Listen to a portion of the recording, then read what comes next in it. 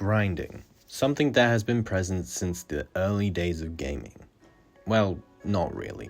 But it sounds good when I say it like that, right? We've all experienced grinding in our games, so much so we affectionately or hatefully call it the grind. For those unfamiliar with the concept, grinding refers to spending a large amount of time and effort in a game to achieve some form of progression. There is a whole range of things that players can grind for, which we could talk about, but the main thing we're interested in today is the grind for obtainable in-game currency. We will be talking about games where you can get this in-game currency both with real money and through some form of gameplay, especially when those currencies give you a gameplay advantage over others. So forget about all those games with purchasable cosmetics. This video isn't about them. We will look at how games balance this mix of grinding and purchasing, the effect of allowing players to pay to win, and how communities have fought back to bring this balance back into order. Got all of that?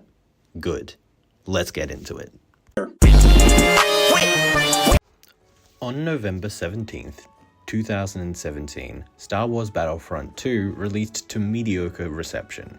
You'll see why in a moment.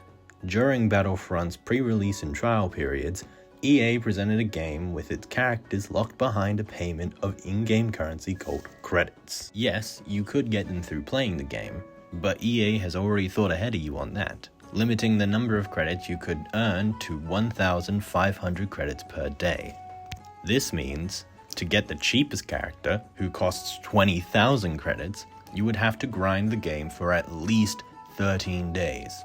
Not to mention getting a more prized character like Luke Skywalker or Darth Vader, both costing 60,000 credits, would set you back at least 40 days of grinding. Now, there were other ways to get these credits, but they were less ideal. They were gained through the dreaded, the dastardly, loot boxes. From these, you could get a small amount of credits. The main difference, however, is that these loot boxes, or loot crates as Battlefront 2 dubs them, can be bought with purchasable currency. If this was just another method to get credits, it would be mostly fine. Just spend a bit of real-world money to get the credits faster. But that's not the only thing these crates give you. These crates give you something called star cards, a neat little feature that gives whatever class you're playing a little boost, which can greatly affect your effectiveness in battle. So, not only did Battlefront 2 cost $90 on launch, it was also locking major player progression behind days of grinding, and then also making it easy to gain gameplay boosting upgrades through something that could be bought with real-world money. It would be like if a gym not only made you pay for entry, but also made you spend time in the gym to gain credits to unlock access to each machine. Then, to top it all off, made you play a slot machine for a chance to win steroids to boost your performance. Sounds like insanity, doesn't it? Now, thankfully, due to a large amount of community backlash, EA, for once, saw the errors of their way, and changed up the game's progression so that each character was unlocked from the start. Even the upgrades that used to be gained from loot boxes can now only be gained through playing the class that you wish to upgrade. The premium purchasable currency and the earnable in-game credits now have become a way to buy skins and cosmetics.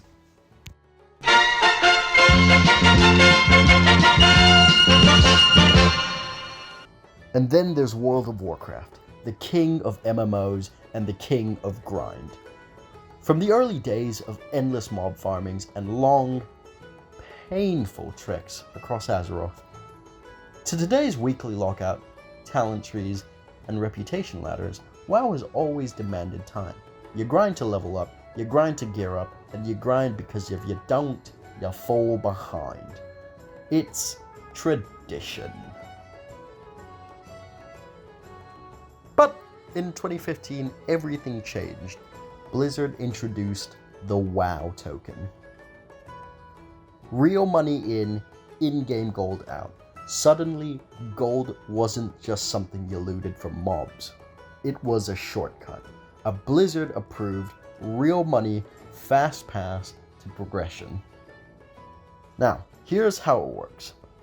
You spend real-world money to buy a WoW token from Blizzard, you post it on the in-game auction house, another player buys it with gold, you get the gold, they get 30 days of game time. That's the loop. And because Blizzard sets the real-world money price, but players set the in-gold value, it's basically a legal fluctuating exchange market run entirely inside a video game. And in WoW, gold isn't just convenience, it's power. With enough gold, you can buy raid carries, mythic dungeon runs, crafted gear, best in slot consumables, the works. Players with gold don't have to get good. Not mechanically anyways, just economically. And because it's an MMO, it doesn't stop there. You can hire players to farm mats, grind rep, or craft weapons for you. Whole communities exist to sell services for gold. It's not just a gear economy, it's a gig economy. You're not grinding, you're managing. Let's not forget, WoW already costs $15 a month, not dollary-dos, real US dollars. Add tokens on top, and suddenly your real job is funding your in-game one. Now, to be fair, you don't need tokens to succeed. Plenty of players grind the honest way with skill, time, and effort. The grind is tough, but the choice is still yours. Tokens aren't required. They're just incredibly tempting. Meanwhile, in lower income regions, some players turn WoW into actual work. Since tokens have fixed real-world value, farming gold can sometimes earn more than local jobs. Blizzard didn't invent gold farming, but they legitimized it. So, WoW didn't remove the grind, it monetized it. It didn't go full pay to win, but it definitely built a system where paying lets you win faster, easier, and with a lot less gameplay.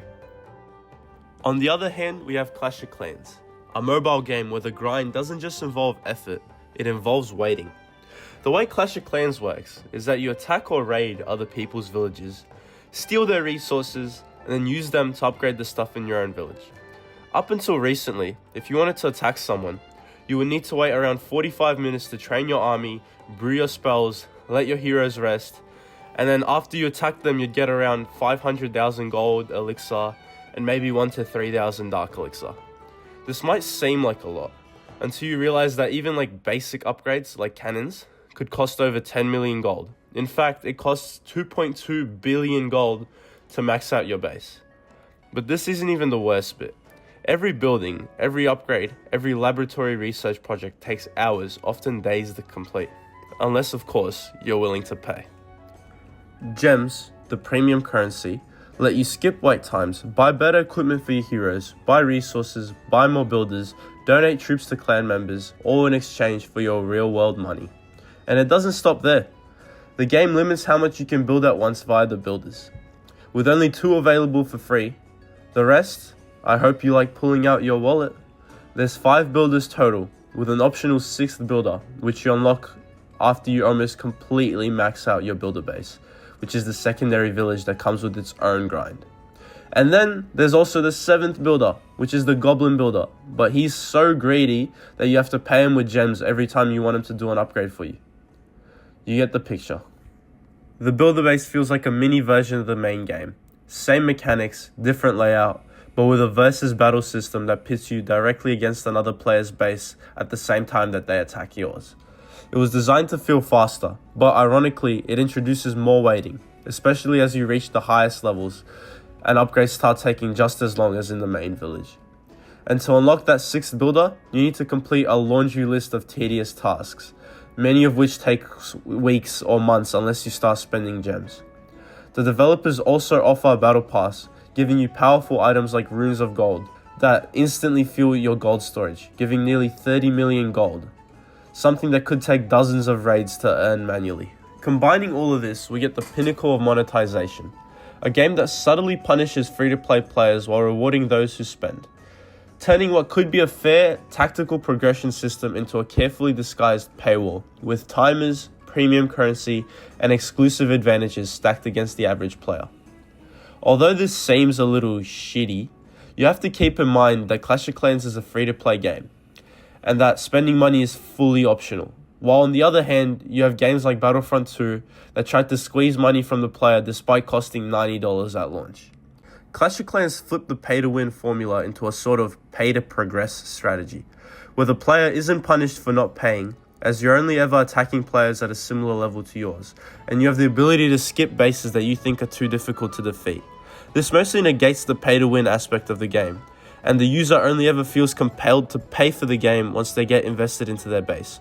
So if we think about it, it's not all bad, since free-to-play players can compete, and are only really punished for not paying once they reach the highest levels of the game, like competitive play. But for the average Joe, Clash of Clans is a perfect example of a game that encourages players to pay for things without completely punishing them for not doing so. The balance between rewarding players for playing the game and rewarding them for using their mom's credit card is an essential one that can determine the long-term success of a video game. Whether we like it or not, the average gamer has changed. The norm is no longer 24-hour LAN parties in mom's basement eating Doritos and drinking Mountain Dew. Games and game culture have evolved to the point where it is no longer a niche hobby or a community. The average gamer is, well, average. As a result, one might say that it is logical to include pay-to-win strategies and paid advancement in video games. This allows the gamers who don't have the time to dedicate to the grind to progress through a game.